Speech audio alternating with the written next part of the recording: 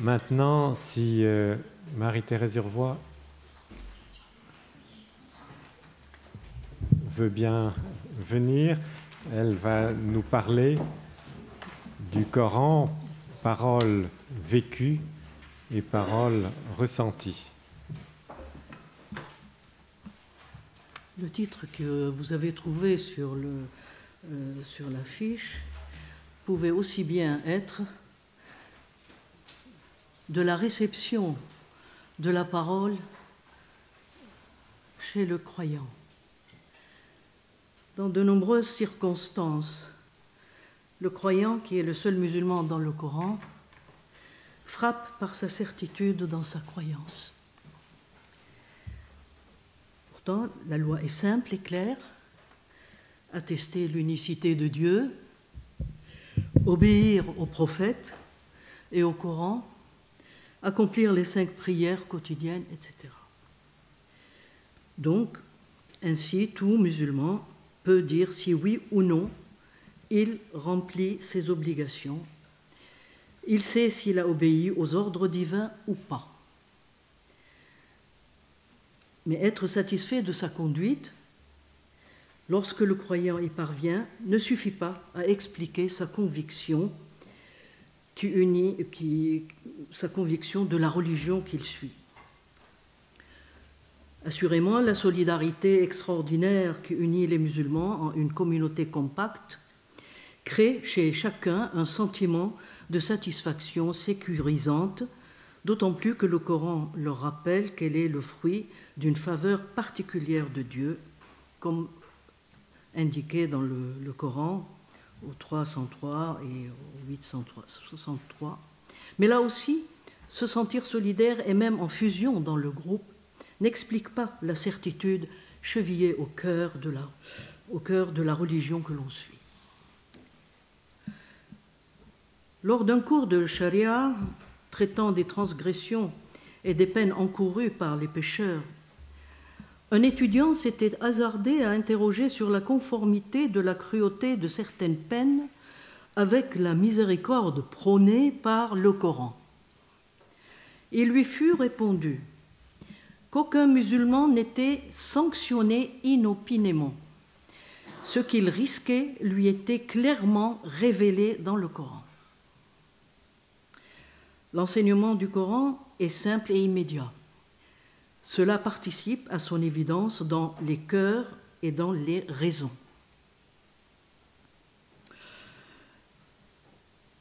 Cette assurance étonnante du musulman dans un cercle clos de logique hermétique doit être rattachée au concept même de l'homme croyant dans le Coran. Ce concept repose sur une base à double socle. 1. La simplicité et l'immédiateté du contenu dogmatique et doctrinal. 2. Les qualités formelles du style coranique qui aboutit au prodige à valeur dogmatique de l'inimitabilité du Coran. Dans le premier socle, on trouve tous les éléments constitutifs de la théologie naturelle, à savoir tout ce que la nature concrète fait saisir sur Dieu, son Créateur, et sur toute la création, à commencer par l'homme, la plus importante des créatures. Le Coran contient également un enseignement spécifique, une exigence dans le mode de vie que Maudoudi exprime ainsi: il a révélé le juste code de vie. Ce faisant, il justifie l'autorité du prophète et d'autres commandements assimilés. À ce niveau, on ne parle plus des mêmes critères de vérité. L'enseignement relève d'autres causes. La théologie naturelle semble écarter tout surnaturel. Pourtant, concomitamment, d'après le Coran, Dieu intervient dans l'histoire, envoie des prophètes pour rappeler aux hommes cette théologie naturelle et leur dicter un code de vie. L'ensemble des actes divins donne à l'islam un statut particulier et fera dire à Muhammad Abdou que l'ultime révélation est descendue lorsque l'humanité avait atteint la maturité nécessaire pour la recevoir. Somme toute, le Coran offre une théologie naturelle en tant que rappel surnaturel adressé après avoir été mérité à une communauté qui le soutient et le promeut. Le Coran s'éroge une part de surnaturel dans la mesure où les théologiens parlent de la surnaturalité des miracles, nonobstant le fait que l'homme, lui, demeure à l'état naturel. La difficulté persistante est que dans la vie ordinaire, la réalité des rapports entre créature et créateur sont de l'ordre intime. Toutefois, le Coran révèle un Dieu qui s'intéresse à sa création. Il envoie aux hommes messages et envoyés pour qu'ils puissent parvenir au paradis. Il veut leur salut et s'intéresse à leur présent comme à leur avenir. Cette intervention personnelle de Dieu comporte donc une théologie naturelle et fait que le Coran soulève la question des rapports de Dieu à l'homme, croyant ou pas. Dans le Coran, l'homme est un être intelligent. Le Coran lui expose les signes sur l'existence, la sagesse, la toute-puissance, la miséricorde divine. Les apologètes musulmans contemporains, pour démontrer le caractère rationnel et pédagogique du Coran, soulignent les occurrences des formules coraniques telles que « pour un peuple qui réfléchit, qui raisonne, qui médite », etc. Mais aussi des vitupérations, alors que vous savez, vous persistez dans telle position, etc. Dieu enseigne donc tout au long du Coran tout ce que l'homme ne sait pas. Le thème du savoir est capital dans le Coran. Parmi les hommes, seuls les savants craignent Allah. 35-28. De telles assertions révélées en boucle ont un effet considérable sur le mental du musulman. Toute sa vie, il s'emploiera à théoriser, à justifier sa certitude psychologique. On ne peut s'empêcher de se souvenir de Louis Massignon et de l'une de ses formules aussi brillantes que caricaturales, répartissant les trois vertus théologales par l'affirmation que si Israël est enraciné dans l'espérance, la chrétienté vouée à la charité, l'islam est centré sur la foi. Il cita aussitôt la parole que lui adressa un musulman lambda « Vous autres, vous savez, mais nous, nous croyons ». Ce qui contredit d'ailleurs ce que nous venons de voir concernant le savoir. Ceci est à considérer avec la tradition prononcée par le prophète « Personne n'a reçu autant de certitude que ma communauté ».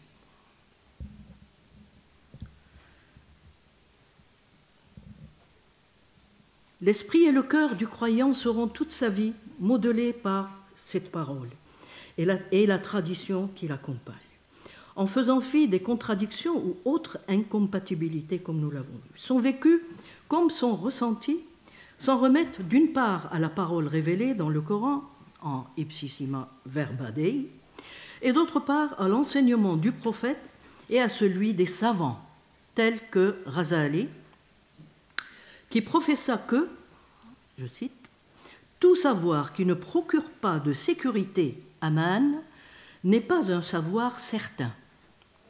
Le constat est net d'une superposition d'une valeur spiritualisée de la parole dans le Coran avec une fonction concrète, expliquée et enseignée par les théologiens qui procurent l'ataraxie de la conviction. » Ainsi, Razali, dans son Ihya, indique-t-il que la lecture du Coran, on cite, ouvre aux hommes la voie du raisonnement et établit la différence entre licite et illicite.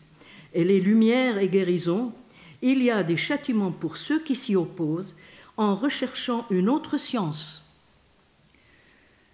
Il prend ensuite, ou plutôt, oui, ensuite, il prend appui sur le verset « En vérité, c'est nous qui avons fait descendre le Coran et c'est nous qui en sommes gardiens. » 15-9. Dans sa somme de spiritualité, Razali développe les trois niveaux de réception du texte par le musulman. 1.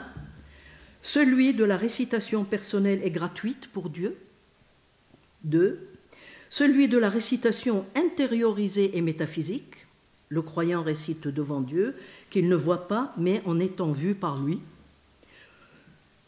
Le 3e niveau, hisse le croyant à voir dans la parole celui qui parle, à voir dans les paroles les attributs divins. Le croyant ressent infuser en lui tout ce qu'il doit connaître et retenir de son Créateur. Bien que Razali fait aussitôt une précision de forme restrictive en disant « Ce niveau est réservé aux proches de Dieu, al-muqarraboun. Ce n'est point celui du commun des hommes. » Donc le croyant est conforté dans la conviction que procure le Coran. Ici, n'est-ce pas lui-même, je parle de Razali, l'argument de l'islam, Hujjatul Islam, et sa preuve qui s'exprime à son intention. Ajoutons que, pour le musulman, une affirmation du Coran est une affirmation de Dieu lui-même. L'évidence du texte n'est pas uniquement un ressenti psychologique de type rationnel. Celui-ci s'articule à l'intérieur d'un dispositif de valeurs affectives, reposant sur le respect du sacré, la soumission au commandement divin et l'obéissance de la foi. L'on comprend ainsi Maudoudi lorsqu'il écrit « La foi est ce que nous avons appelé connaissance et conviction ». Dans son vécu, le musulman se fonde sur une double base apodictique. 1. Dieu lui parle avec des procédés d'exposition inédits. Choisit un prophète pour lui adresser sa parole lui-même condensée en un livre, le Coran. En 2e lieu, concomitamment, Dieu lui affirme que ceux qui ont le savoir lui enseigneront ce qu'il ne saisit pas ou n'a pas saisi.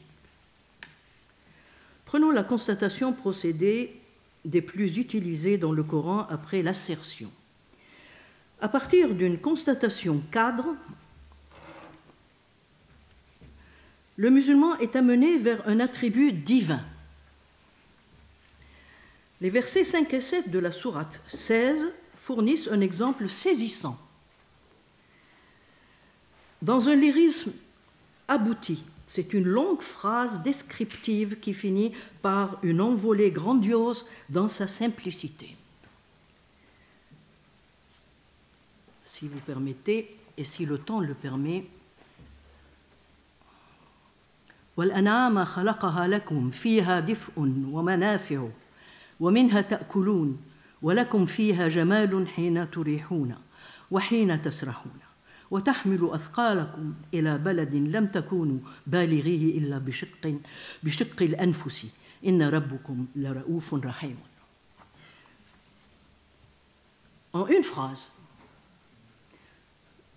phrase, le pronom personnel kum, valant pour vous et votre, est employé 4 fois en plus des 4 verbes à la 2e personne du pluriel. L'harmonie spécifique faite de l'homophonie, de la métonymie et d'un ton simple et intimiste subjugue le croyant tout en le conduisant devant la présence des attributs de Dieu. Il est créateur, affectueux, généreux, miséricordieux. Bien entendu et toujours avec les croyants. Il n'est question que de cela ici. Des attributs demeureraient abstraits sans cette présentation concrète sortie du réel du croyant, sans cette harmonie fascinante de la langue dans le Coran. Des attributs indiqués par Dieu comme relevant de l'enseignement et des commentaires des détenteurs du savoir. La facture de 2 versets parmi les plus célèbres est remarquable. Il s'agit du verset du trône et de celui de la lumière. L'agencement du premier procède par des affirmations qui, habituellement, closent les versets. Ici, d'emblée, l'unicité divine est affirmée, suivie de deux attributs divins essentiels, vivant et subsistant. Puis le texte devient descriptif avec un quasi-énalage aboutissant à l'image du trône en puissante allégorie de l'idée du règne de Dieu. Si vous permettez, pareil.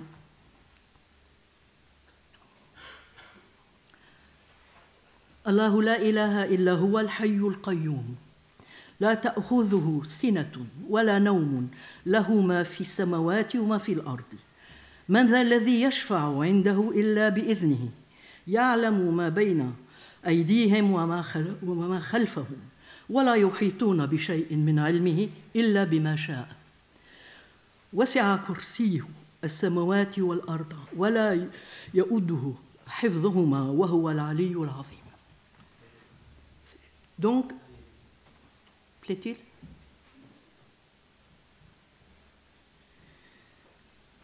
Donc le texte devient descriptif, comme je vous ai dit, deux noms divins plus usités, très haut et très grand, ferment le verset en guise de note intense de conclusion. Le croyant se sent pénétré par la parole tellement belle, tellement ordonnée qu'on en est vrai. Cependant, on peut remarquer que les affirmations du verset appartiennent à l'expression langagière d'autres monothéismes, vivant et subsistant avec les mêmes racines sémitiques.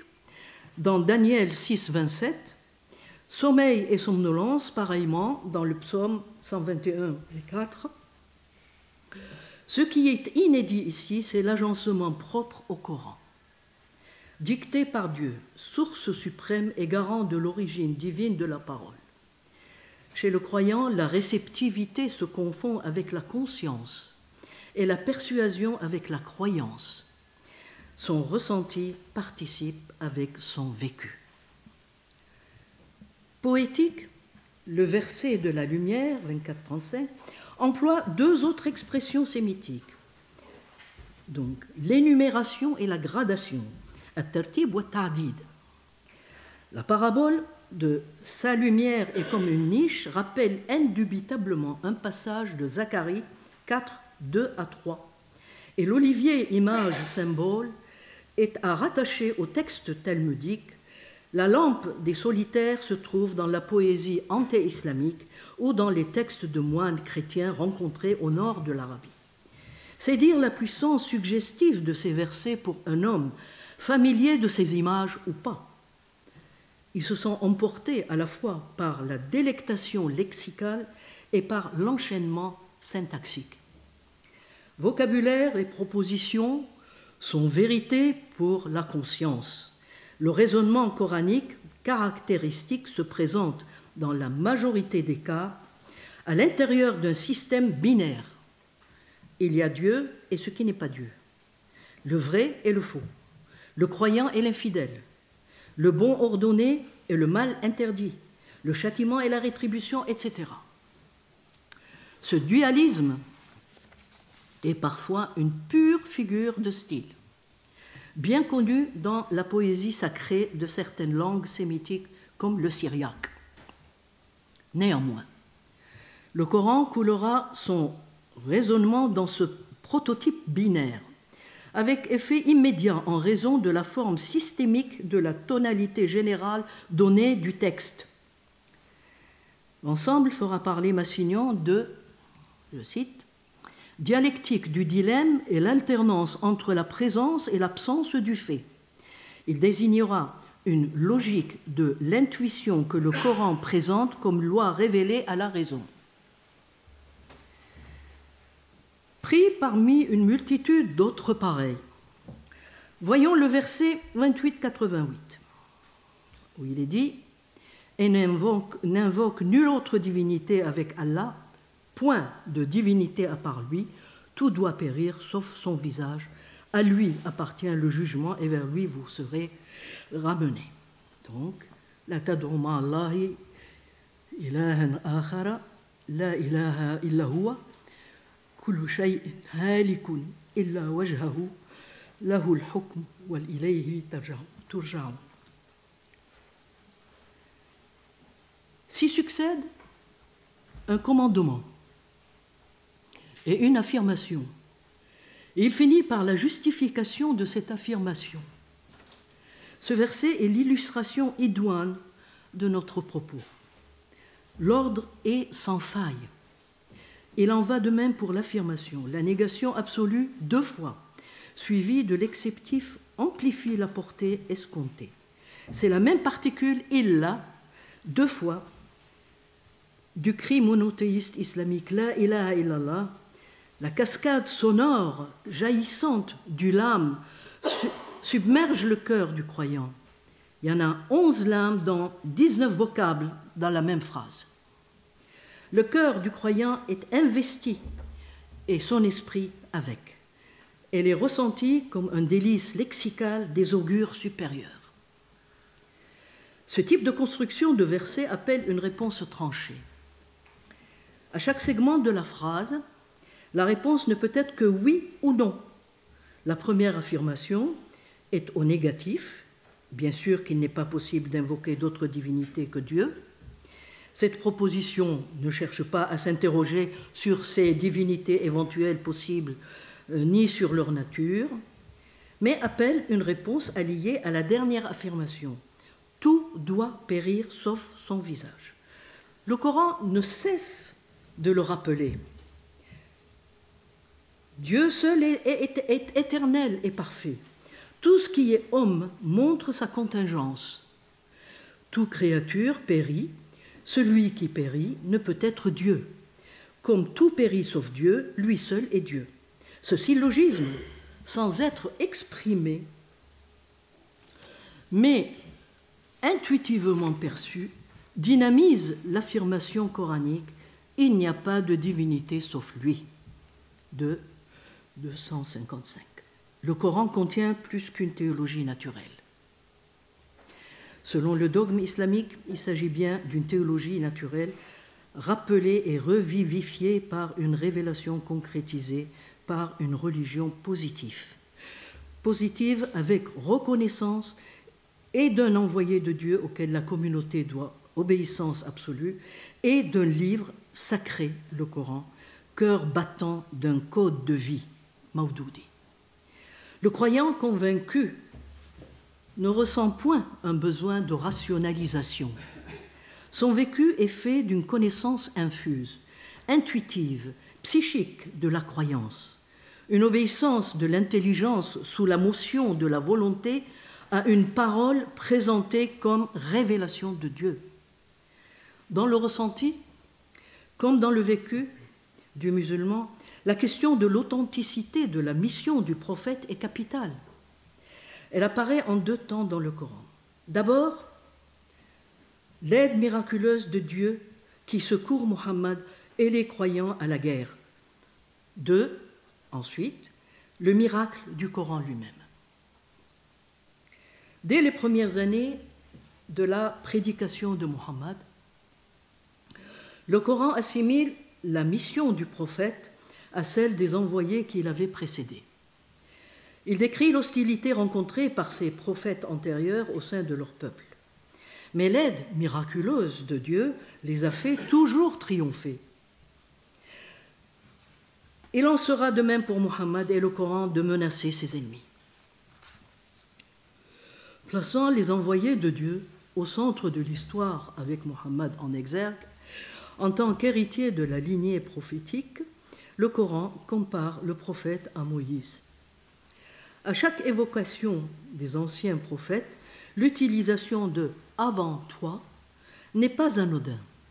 Elle souligne la communauté de mission de l'un par rapport aux autres. Le Coran s'adresse à la foi du musulman, sans autre argument. Sans être encore un raisonnement, la certitude concernant la prophétie de Mohammed est actionnée dans l'esprit du musulman. L'aide divine aux envoyés est répétée et rappelée opportunément. Les musulmans prient Dieu de leur donner la victoire sur les peuples infidèles. 286.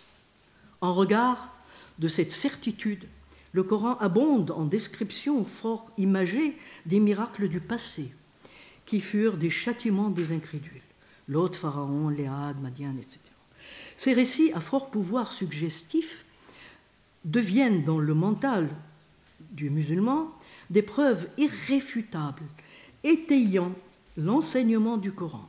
Pour le croyant, ces récits d'un passé invérifiable, admis sur la foi de l'autorité du texte, le Coran, non sans subtilité, les met en parallèle évident avec des faits contemporains constatables par tout un chacun. Le Coran invite même les croyants à regarder les ruines des peuples anéantis afin de méditer sur la malédiction qui frappe ceux qui osent traiter de mensonge le message des envoyés. 16:36. Regarder des ruines n'a jamais été un argument pour apporter une certitude. En revanche, le caractère concret des images agit sur l'affect et sur l'émotion. Cet effet émotionnel, s'ajoutant à l'argument du succès, comporte un impact indéniable sur les sentiments du croyant. De fait, on prend un exemple, dès la victoire de Badr en 624, déclarée par 2 fois comme preuve de l'aide de Dieu aux croyants, le procédé subliminal était mis à l'œuvre. Dans sa traduction du Coran, Hamidullah dira que la victoire de Badr a été voulue par Dieu pour avérer le vrai. Pour les Jalalayn, ce sera pour manifester le vrai. Dieu valide cette saisie en leur promettant d'envoyer 1 millier d'anges en renfort. La victoire des croyants, c'est Dieu qui l'a décrétée, l'a voulu, a combattu pour faire triompher son envoyé et ses combattants. Pour le musulman d'hier et d'aujourd'hui, la victoire de Badr est une évidence qui corrobore la vérité de l'islam. Nasser, le politique du XXe siècle, harangué les foules, alors que c'est un matérialiste marxiste, lors de la guerre, en émaillant ses discours de formules coraniques guerrières pour obtenir une réaction immédiate du peuple. Le grand cheikh d'Al-Azhar expliquait en ce temps-là aux soldats la raison de l'échec militaire par le manque de foi des musulmans. Vous avez manqué de foi. Vous n'avez pas été assez croyants. Le musulman, dans sa vie courante, ressent cette assurance de vivre dans la bonne voie que Dieu a voulu pour lui, même si l'idée de vérité de sa croyance n'est pas sa première pensée. Son ataraxie est complète. Malgré tout, l'argument fondamental de l'apologétique islamique demeure le miracle coranique lui-même. Nous lui avons consacré une étude, tant il s'est avéré que nous sommes, avec cet argument, au cœur de la certitude des musulmans. S'appuyer sur un miracle d'ordre littéraire et scripturaire est unique dans l'histoire religieuse de l'humanité. Les conséquences qui en découlent sont immenses, puisque ce livre provient tout entier de Dieu, du point de vue islamique. Il est la source de toute certitude. Il peut donner une grille de lecture des événements et tout fidèle qui voit la réalité à travers lui se sent à la fois valorisé personnellement et en sécurité totale dans ses démarches. Tout le reste prend alors un caractère relatif. Dit Jaumier. Pour le musulman, sa religion est la religion immuable, al-din al-qayyim. Idée forte, conduite dans le livre dans une progression perçante.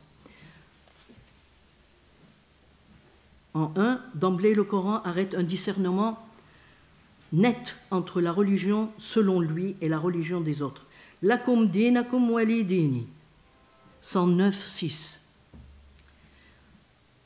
Ensuite, toujours dans la progression, au départ de la gradation, Dieu parle de la religion de l'immuable, din al-qayyimati, qui est wazalika dinul qayyimati.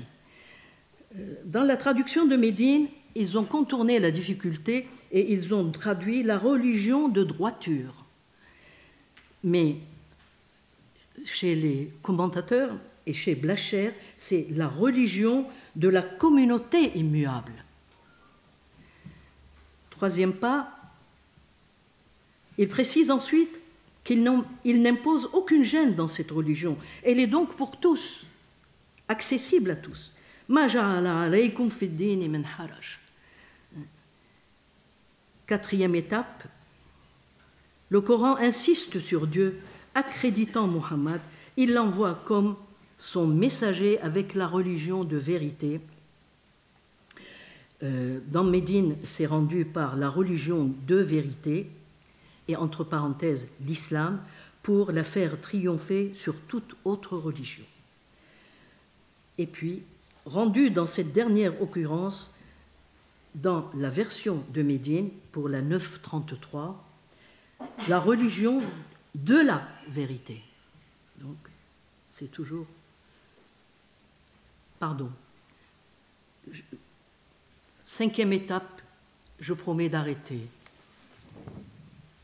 Voilà, c'est vrai que j'aurais pu... La religion acceptée d'Allah et l'islam, c'est la dernière étape dans cette gradation. Inna ad-dina indallahi al-islamu. Donc 3.19, aujourd'hui j'ai parachevé pour vous votre religion et accompli pour vous mon bienfait.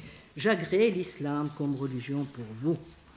Persuasif, cette parole écrite imprègne en élixir magique l'esprit du musulman, qu'il soit instruit, pieux, sociologique, pratiquant, soufi, non pratiquant, chacun aura à cœur d'interpréter la parole révélée. Jusqu'à la fin du IIIe siècle, après la fin de la révélation, le champ de cette activité était plus ouvert. De nos jours, une élite nécessairement minoritaire s'interroge à tous les niveaux du vécu comme du ressenti du musulman face à la parole. J'aurais aimé vous en donner quelques exemples, le temps nous manque, peut-être cela figurera-t-il dans la publication des actes. Je vous remercie et demande pardon humblement à M. Laurie.